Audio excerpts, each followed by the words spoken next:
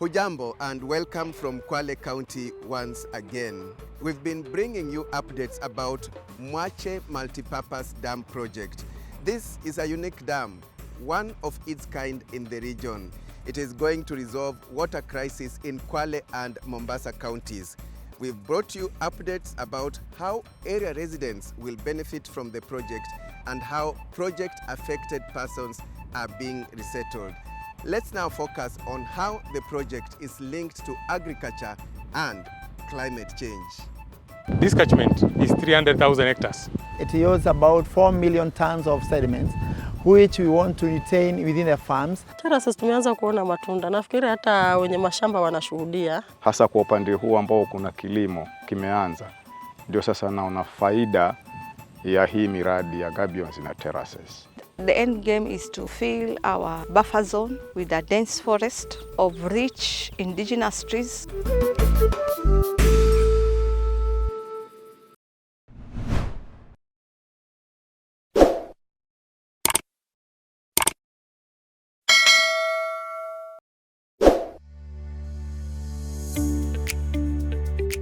Kwale County in coastal Kenya is semi-arid, characterized by little or no rainfall and a degraded landscape. This situation leaves communities here vulnerable to desert-like conditions worsened by extreme weather events. And every year, because it's so much degraded, it yields about 4 million tons of sediments, which we want to retain within the farms and to make sure it doesn't get the dam which is under construction. The Mwache catchment was a forested area with green, lush vegetation, but decades of destructive human activities have taken a toll on the environment. Mwache River in the 70s, before the 80s, used to be a permanent river. But by the time in the 90s, it was already perennial, no longer permanent. And by the time we reached the year 2000, it was a dry riverbed. It only experiences a lot of flow during the flood season, in the long rains and the short rains. So the climate has a huge impact in this area. The place used to be forested, most of the areas, before the 1970s.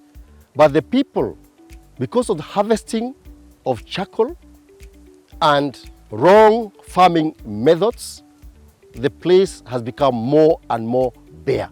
And the impacts of climate change now, unreliable rainfall, has made regeneration of vegetation within the project area very difficult. However, this situation is slowly changing for the better. When the Mwache Multipurpose Dam Project was conceptualized, various project management initiatives were started to ensure longevity and sustainability of the dam. These initiatives are being implemented by teams from the Kenya Water Security and Climate Resilient Project, Water Resources Authority, and Kwale County. One such initiative is Catchment Management. It focuses on protecting the dam's surrounding catchment area to ensure it continues to support the dam's function for generations to come. A critical part of this involves preventing soil erosion, a challenge that can significantly reduce the dam's effectiveness. Among the techniques used are terracing and trenching, which help to control siltation. Soil is moved by water. The moment you stop water from flowing at a high speed down the farm, you have already stopped the movement of soil. And some of that soil will end up in the trench, which can be scooped back and returned to the land. But because of slow movement of water across the landscape, there is very little soil that will go. And that is the foundation behind trenching. Over time, the land will become flatter, courtesy of these trenches. And that is where the terraces come in. That is the bench. That's why we call them bench terraces. They come courtesy of that trenching over time. At the heart of these efforts is the community. Through water resource users associations, with coordination from the Water Resources Authority. So the government has gone ahead to do 2 check dams, the lower and upper check dams, which will be constructed to make sure that they retain the sediments, not to get to the dam. But we feel as WRA Water Resources Authority, we have the water resources user which are the RUAs, who can be able to do much more in retaining the sediments within their farms and in their catchment by doing various interventions, which we call sustainable land use management and also livelihood enhancement projects. In Mwache catchment, we've been working with the 24 RUAs, and the first phase of the catchment management, we were working with 10 RUAs. The RUAs were mapped to be in the erosional hotspots for Mwache catchment, and the interventions had to be done in those very hotspots to contain the sediments that would eventually flow into Mwache Dam that is under construction, and that would jeopardize the economic lifespan of the dam. Currently, we have rolled over to the 14 to make a total of 24. And so at this moment, we are now training the 14 on financial management and procurement and project management. Terraces tumeanza kuona matunda. Nafikiri hata wenye mashamba wanashuhudia. Juu wakati mvua ilinyesha, yale mashamba yenye hayakuwa na terraces, bado mtindo ulikuwa ni ule. Maji yalienda, lakini kwenye terraces yalishikiliwa. Na baada ya hapo, hata last season, hakukuwa na mvua nyingi. Lakini tofauti ni kwamba mashamba yenye yalikuwa na terraces hawakutoka kitupu. Kwa sababu at least kulikuwa na ule unyevu ukasaidia ile mimea kukua. The main thing is we want to teach the community how to protect the catchment, how they can own now their catchment, because you know when somebody comes and they cuts tree, that particular RUA member should know the consequences of cutting trees. So we really bring the RUAs to the limelight of now how to protect now their catchment. Building gabions to trap the soil attempting to flow down the gullies and eventually into the river is another technique the project is employing for catchment management. Okay, faida ya gabions, tukiangalia hizi sehemu venye zilikuwa zimebomoka, na ni kweli zilikuwa zimebomoka, na by then hatukuwa na ile ujuzi wa kujua tutaparekebisha vipi. Lakini kupitia hizo trainings through your WRA na funds kutoka kwa World Bank, tulipelekwa training mwanzo, tukafundishwa umuhimu wa kutengeneza hizo gabions. Na wakati tulipewa nafasi ya kuchagua mahali kwa kujenga gabions, tulikuja moja kwa moja. Juu hii area ni yetu tunaijua. So tusingechukua muda hata kufikiria tutajenga wapi. Tukaleta gabions mahali hapa, na hatukuwa hata na mafundi huku area yetu ya kujua kujenga hizi vitu. Lakini kupitia kwa engineer ambaye tulipewa, alikuja akatrain hawa mafundi, na with no time wakawa wameshika. Umuhimu wa hizi gabions ni kwamba tuweze kuzuia mmomonyoko wa udongo, venye pamebomoka pasiendelee kubomoka, ni kuziba yale maji yanayokuja kwa speed yakachimba hapa mahali, na bado tuzuie ule mchanga, ili by time ule mchanga ukizuiliwa hapa, ardhi itainuka, na ikiinuka nyasi zitamea, miti itamea, na itarudi kama ilivyokuwa mwanzo kabla pabomolewe. Na tunashukuru pia upande wa gabions tulitengeneza vizuri. Wageni wengi walikuja wakaangalia wakapendezwa. Ministry yenyewe pia ya water ilikuja na ikapendezwa. Kwa hivyo tunashukuru, mpaka saa hii tunatarajia tena tupate call nyingine tuweze kuendelea zaidi, manake saa hii naona kuna mabadiliko. Toka huu mradi uje wa hizi gabions na hizo terraces, kuna mabadiliko mazuri sana, hasa kwa upande huu ambao kuna kilimo kimeanza. Ndio sasa naona faida ya hii miradi ya gabions na terraces. Hata wale wafadhili walipopitia wengine tukawaambia basi mtuongezee tena senti, manake kuna sehemu zingine pia zimeharibika, zataka kutengenezwa kama hivi. Another important activity being undertaken is the planting of vetiver grass and trees for soil stabilization and soil control. And here, indigenous trees are preferred as they are resistant to drought. Ni keystone species ambazo they play vital role. Without them, the environment will be affected. So pia zina uwezo wa mizizi kushika ile mchanga vizuri usimomonyoke kwa damu. Kabla tupande ule mti, tunafanya assessment ya lile eneo, tuangalie ile miti ilikuwa hapo zamani, miti ya kiasili. Asilimia 30 ya miti lazima iwe ya matunda, alafu asilimia 70 iwe miti ya kienyeji.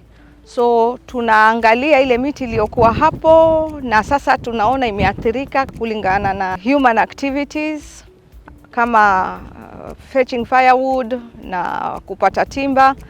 Alafu tunatafuta ile miti, tunakaa na nursery zetu, community nurseries, wanaiweka kwa nursery na tuna breed restoration, ku restore zile areas zirudi vile zilivyokuwa. This is one of the rehabilitation blocks for the Mwache dam buffer, and some of the activities we do include making of the trenches for water conservation and soil conservation, but also planting of the vetiver to hold the soil, but importantly to demonstrate to the community that it is possible to arrest the movement of soil.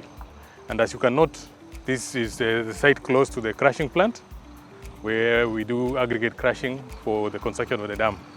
And this activity is moving towards the lower check dam. We started from the main dam area, the various blocks, and the activity is to plant the trees, do the trenching, reseed the pasture, the grasses, and as you note, we have various species coming up with different blocks of testing the various grass species. In addition, we are building a seed bank for these grasses. Whenever we see a unique grass that is coming up, we ensure that we get the seeds, harvest the seeds, then spread it in areas that are bare. When you contrast the place we are in versus the land across, you can notice the change within the few months where we've worked on. Here you're seeing the grasses are coming and the ground is being filled. And when you look across in the community land, there's a lot of bare soil. But a very, very interesting thing that is happening and a transformation that is happening is the adoption of what the community is seeing here. The efforts are slowly restoring the vegetation cover in the catchment area, and community members are playing a part. Tunahusisha jamii katika zile community nurseries. Sisi tunanunua miti kutoka kwao. Ile pesa wanapata kwetu, wanafanya livelihood projects. Wakati tunanunua miti, tunachukua ile community na iko karibu na hizo areas. Tunawapatia ajira. Hizo ajira zinawawezesha wale watu wetu kupata uzoefu. Wengine hawana kisomo cha juu, so wanapata uzoefu. Alafu pia wanapata kujua jinsi ya kulinda mazingira, na pia wanapata njia za kujikimu kutokana na mapato ya pale. Kazi yenye inafanya ni ya uchimbaji wa mashimo na upanzi wa miti ambayo inahusika na mradi wa Mwache. Na kuna elimu ambayo inapeanwa pia na wakubwa jinsi ya kupanda miti, kuitunza na hata pia kuestablish nursery na kuzimanage. Na baada hiyo pia inatumika tena kwa sababu ni mtu ambaye pia nimepata fursa ya kufanya na watu wa Mwache. Hiyo elimu napata hapa na ieneza katika jamii, ili kwamba nikae kama eye open ya jamii nayo iweze kuendelea na kuinuka. This catchment is 300,000 hectares. Therefore, this project alone cannot deliver restoration of that catchment. But the objective of the activities in this project is to show the populations what can be done and the results of intervening. Our target is to reclaim and restore 17,000 hectares spread across the 24 catchments so that the populations can see the impact of undertaking some of these activities. So far, we have covered above 2,600 hectares with these activities spread across the 10 subcatchments, and there is massive adoption. for every place that we are doing trenching, we notice another 4 or 5 farmers are already adopting the trenching on their own. And a simple question, why are you doing this, is I have just seen something is happening on my neighbor's land that got trenching. The end game is to fill our buffer zone with a dense forest of rich indigenous trees. We want to create a functional diversity, that is, have trees with rich in biomass and good carbon sequestration that can accommodate a good number of carbon in them. We also want to heal our rivers, create the best river stabilizations, and heal our streams to have narrow rivers, improve air quality, improve water quality, curb soil erosion, land degradation, and also curb noise pollution. So those are our major objectives.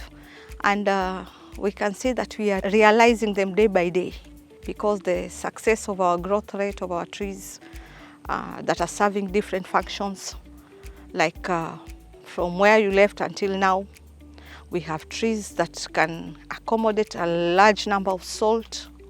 We have trees that can accommodate a large chunk of carbon. We have high drought-resistant trees. Communities in the Mwache catchment are predominantly pastoralists, with their livelihoods dependent on free-range livestock keeping.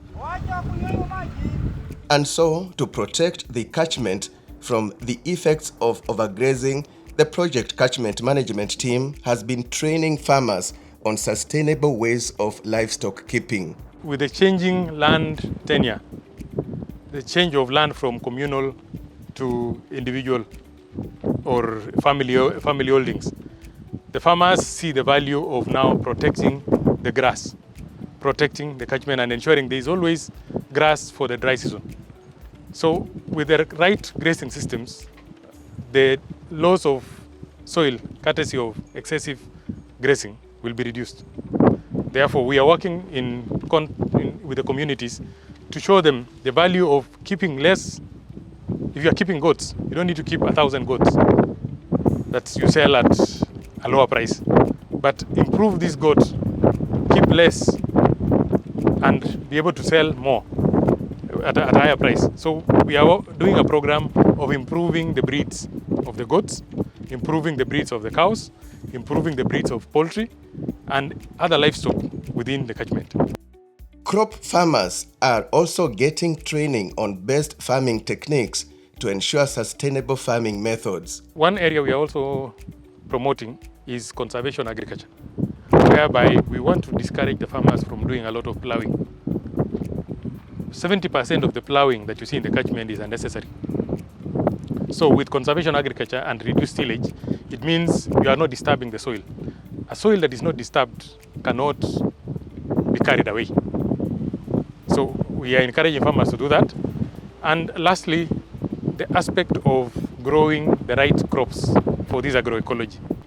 And some of the crops that we've introduced, crop varieties, farmers are seeing gradual increases in yields, gradual increases in productivity of their land, and gradual increases in their incomes. Because instead of doing maize, a variety of maize that is not suitable for this erosion, can we encourage this farmer to do millet, cassava, do green grams, which will reach maturity with that small rainfall that we have. And gradually we are getting a mass of farmers who are adopting this. And slowly by slowly, we are also seeing the agro-dealers network growing, supplying the right inputs that the farmers require. The Catchment Management Team and the Kwale County Project Implementation Unit have been actively promoting a culture of farmer-led irrigation. This is achieved through water harvesting techniques such as creating water pans. This water pan in Mzinzi has been a vital resource for the community, especially for the Familia Women's Group. which is part of Gude Dambale Water Resource Users Association. Just a few yards away, they manage a farm project where they grow tomatoes and okra. Lile bwawa linasaidia nyungu 888 linasaidia kwenye ile eneo, wakazi wanachota maji wakitumia majumbani, na pia mifugo hapo hapo wanachotewa wakipelekwa nyumbani, wengine wanaletwa kwenye hili eneo. Kuna troughs zilitengenezwa, wananywea pale ng'ombe, na pia wakulima pia wanatumia maji kunyunyizia mimea yao. Siku hizi ni mambo na biashara. Tufanye biashara, kama ni mabenda ni sukuma tuuze ili tupate kujiendeleza. Kwa sababu hata mtoto wa shule akifukuzwa saa hii hatusemi ati mzee tutaka pesa. Sisi wenyewe tunakaa, tunapeana kidogo kidogo, wanalipa shule, hatuulizi wazee saa hii, alafu naregesha tena. The county government of Kwale as a PIU, the project implementation unit, we have a number of components. Key among them is the irrigation component of the project. And in this component, we have strategies that we have put in place to make sure that we encourage our farmers to adopt the right methods of producing food so that our people can be food secure. One is what we popularly call FLEAD, the farmer-led irrigation development. We have started with 11 sites across the Mwache catchment, and Mwache catchment basically has 4 wards. That is Mavumbo ward, Kasemeni ward, Samburu ward, and Makran ward. And we have already seen some remarkable achievements in these sites. Kwale is semi-arid. We don't always have a lot of rainfall, and we don't have many permanent rivers. So support that, access to water is being provided through community water pans. These are fairly large water pans, ranging from 50,000 to about 150,000 cubic meters, where many people can be able to draw water from a common point. We're also doing household water pans where an individual farmer seeds up a portion of their land, a water pan is excavated, and then using stream flow analysis, you're able to really direct water to that water pan, and they can harvest that water and utilize it for a period of 6 months to undertake agricultural production, and it is transforming lives. People who have never been able to plant something, by getting that water pan, you get access to water, then you're able to maintain your livelihoods. Great. We hope you found this episode informative as we discussed how Mwache Dam is linked to climate change and agriculture. Keep it Chams Media and keep subscribing. Many thanks for watching.